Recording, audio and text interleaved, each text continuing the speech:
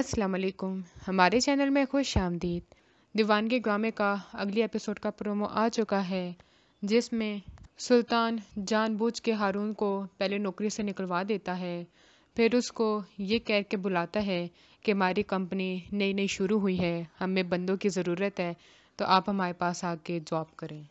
ہارون خوش تو بہت ہوتا ہے، مگر نگین اتنا زیادہ پیکیج اور اتنی زیادہ سیلری دیکھ کر حیران ہو جاتی ہے کہ آخر جو کمپنی اتنی نئی شروع ہوئی ہے وہ آخر یہ سب کچھ کیسے دے سکتی ہے۔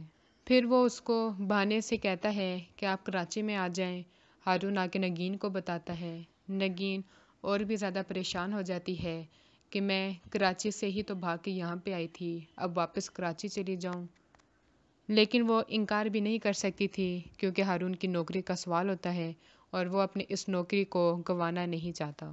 نگین کو ساتھ ساتھ یہ بھی لگتا ہے کہ کوئی اس کا پیچھا کر رہا ہے، کیونکہ پہلے اس نے وہ قیمتی گفٹ دیے، اس کے بعد جب ہم لوگ مصیبت میں آئے تو اس نے نوکری دی، کوئی نہ کوئی ان سب کے پیچھے ضرور ہے۔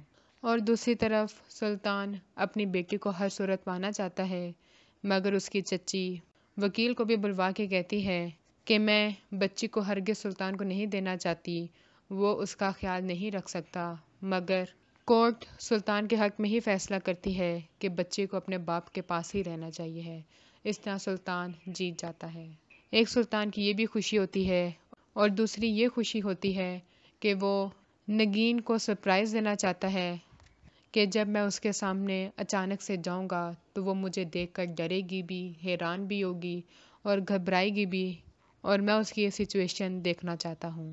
اگلی ویڈیو تک کے لیے اللہ حافظ۔